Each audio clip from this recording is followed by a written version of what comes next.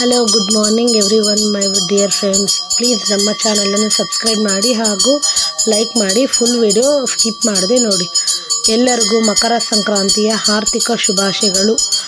ಇದು ಮಕರ ಸಂಕ್ರಾಂತಿಯ ದಿನದ ಸ್ಪೆಷಲ್ಲು.